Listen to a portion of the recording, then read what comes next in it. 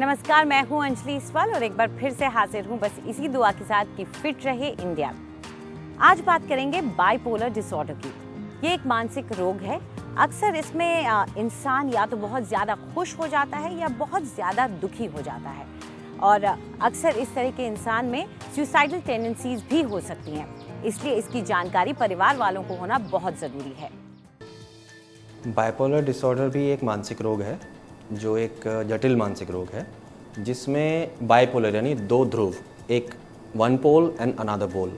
एक पोल उसमें होता है जिसमें इंसान बहुत ज़्यादा एक्साइटेड होता है, बहुत ज़्यादा आवेशित होता है, उसको हम मेनिया कहते हैं, या हाइपोमेनिया जो उससे थोड़ा सा कम डिग्री में होता है पर सिम्टम्स लगभग वही होते हैं। और दूसरा पोल उसका हो गया डिप्रेशन। तो व्यक्ति जो है with in a period of months और डेज कभी बहुत उत्तेजित फील करता है और कभी एकदम डिप्रेस्ड फील करता है। तो ये उसके साथ चलता रहता है। जब ऐसा होना पाया जाता है तब हम उसे बाइपोलर डिसऑर्डर कहते हैं। साइकियाट्री के अंदर, बिहेवियरल साइंस के अंदर कोई भी चीज़ अबनॉर्मल तब बन जाती है जब वो ज़रूरत से ज़्यादा हो या फिर ज़रूरत से ज़्यादा लंबे समय तक चलती रहे जब उसकी ज़रूरत नहीं है। यूजुअली ये 20s और 30s में ज़्यादातर शुरू होता है। अगर एडोलेसेंट्स में शुरू होना है तो 14-15 साल की उम्र में शुरू होता है, पर कई बार बच्चों में भी देखा जाता है, पर कम देखा जाता है। जब व्यक्ति मैनिक होता है तो वो मानता नहीं है कि मैं बीमार हूँ, वो तो मानता है मैं एक्साइटेड हूँ, अच्छा काम कर रहा हूँ, सो नहीं रहा हूँ, एनर्जेटिक हूँ, why should I take treatment. तो सबसे बड़ी बात है जागरूकता की। जितने ज़्यादा लोगों को पता होगा कि बाइपोलर नाम की कोई बीमारी होती है जिसमें आप अचानक से डिप्रेशन में जा सकते हो या अचानक से मेनिया में भी जा सकते हो, तो जब हम उसके बारे में जान जाएंगे तब हमें इलाज लेने की ज़रूरत महसूस होगी। इलाज के रिजल्ट्स बहुत अच्छे हैं, क्योरेबल नहीं है पर फेयरली ट्रीटेबल है। तो दवाइयों के साथ, साइकोथेरेपी के साथ बड़े अच्छे से ये मैनेज हो जाता है।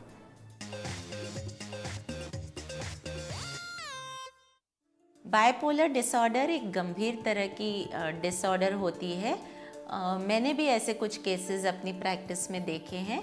तो मेरे हिसाब से ऐसे लोग मेडिकेशन की हेल्प लेते हैं, और जो मेडिकेशंस की हेल्प लेते हैं तो मेडिकेशन से क्या होता है कि उनका वेट बहुत इंक्रीज़ हो जाता है, वास्टली इंक्रीज़ हो जाता है।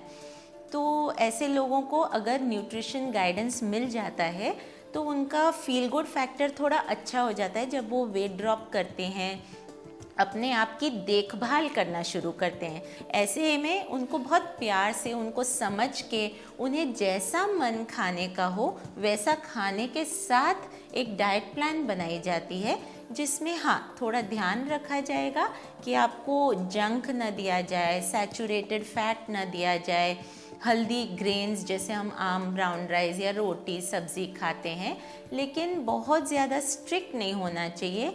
जो मेरे प्रैक्टिस में मैंने देखा है बहुत अच्छा रिस्पॉन्ड करते हैं। और अब वक्त आ गया है थोड़ा सा योग सीखने का। आज हम आपको बता रहे हैं कुछ ऐसे आसन जिससे आपकी एब्डोमेन मसल्स स्ट्रॉन्ग हो जाएंगी। नमस्कार।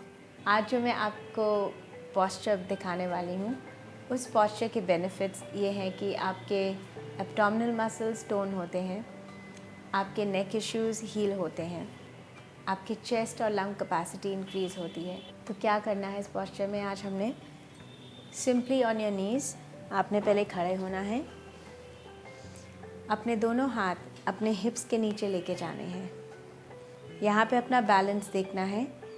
अपने नीज़ को 4 इंच के विड्थ में रखना है, बहुत ज़्यादा नहीं, ऑलमोस्ट हिप विड्थ। यहाँ पे इनहेल करते हुए अपनी नेक पीछे लेके जानी है और इनहेल अपने नाक से करना है।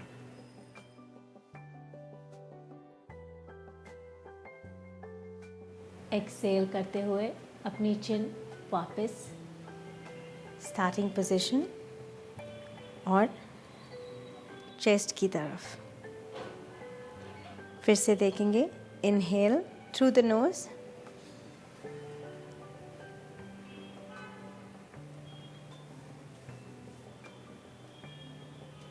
एक्सहेल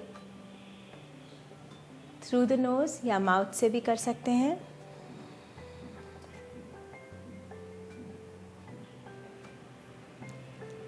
इस पोस्चर को आप कम से कम 1 मिनट से 3 मिनट कर सकते हैं। आज के लिए इतना ही। नमस्कार। और फिट रहे इंडिया में अब हम आपको बताएंगे कि किस तरह से आप अपनी थकी हुई आंखों में फिर से नई चमक और नई जान डाल दें।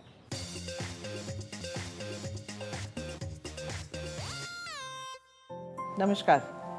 आज हम बात करेंगे थकी हुई आँखों के बारे में, यानी कि वो आँखें जो गर्मी में थकावट महसूस करती हैं, गर्मी महसूस करती हैं और जलते हुए फीलिंग होती है। इन आँखों को आप कैसे देखभाल करेंगे नेचुरल इंग्रेडिएंट्स के साथ, वो हम आपको आज बताएंगे। इसके लिए हमें चाहिए बर्फ़ का पानी।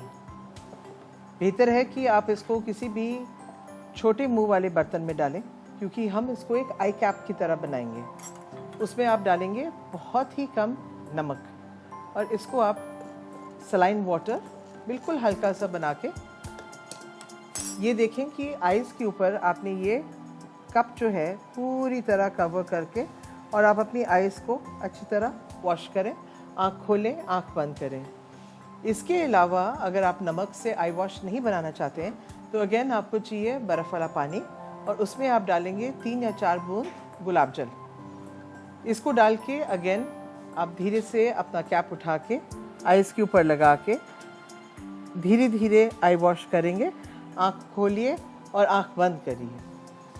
ये अगर आप रोज़ करेंगे तो आप देखेंगे कि आपकी आँखों में ना तो जलन महसूस होगी और थकावट भी एकदम से दूर हो जाएगी। क्या आप गर्मियों के मौसम में ज्यादा थकावट महसूस करते हैं? अगर ऐसा है तो कसरत थकावट दूर करने का एक तरीका हो सकती है। कैसे? जानिए हमारी फिटनेस एक्सपर्ट से।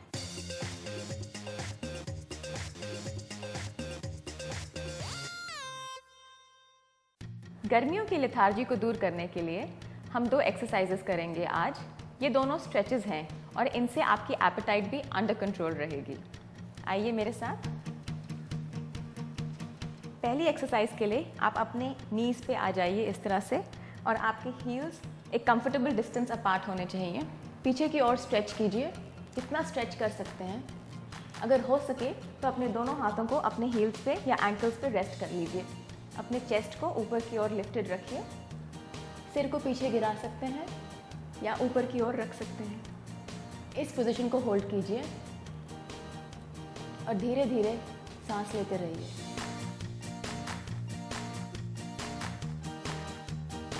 धीरे से इस पोस्चर से बाहर आइए। दूसरे पोस्चर के लिए हम अपने हील्स और अपने नीज के बीच में बैठेंगे। जितने कंफर्टेबली आप बैठ सकते हैं बैठिए, और जितना पीछे जा सकते हैं हम जाने की कोशिश करेंगे। पहले आप अपने एल्बोज़ पे आइए। अगर आप यहीं तक जा सकते हैं तो बिल्कुल सही है, इसी पोजीशन को होल्ड कीजिए और धीरे धीरे रोज़ थोड़ा और नीचे जाने की कोशिश करिए। इस पोजीशन को होल्ड कीजिए।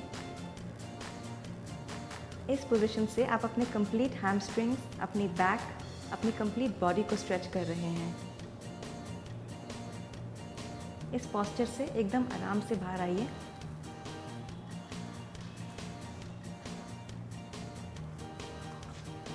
इन 2 स्ट्रेचेस से आपकी बॉडी में हमेशा फ्लेक्सिबिलिटी रहेगी। अगर आपको आई मेकअप का शौक है और आप बोल्ड कलर्स इस्तेमाल करना चाहती हैं लेकिन जानती नहीं है कैसे, तो हमारी मेकअप एक्सपर्ट दे रही हैं कुछ टिप्स।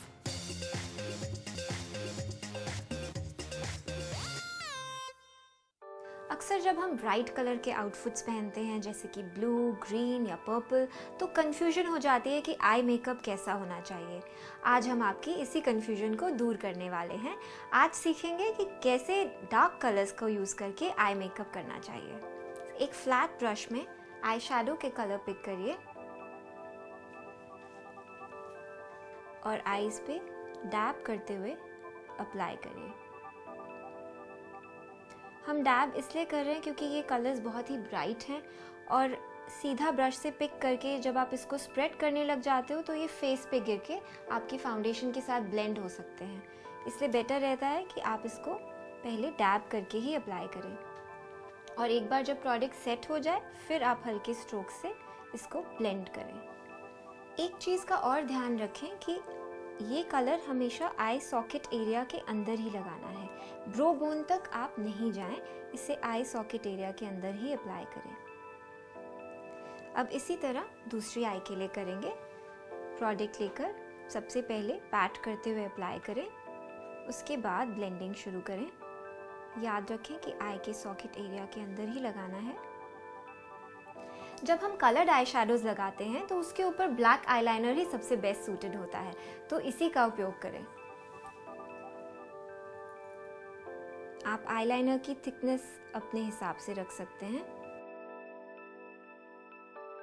इसी तरह दूसरी आई के लिए।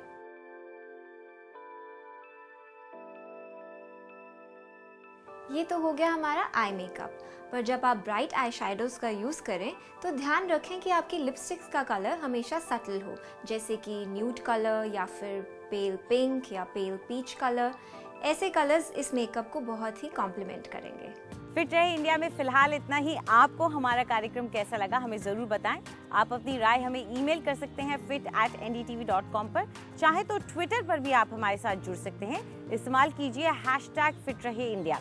फिलहाल हमें इजाज़त दीजिए। नमस्कार।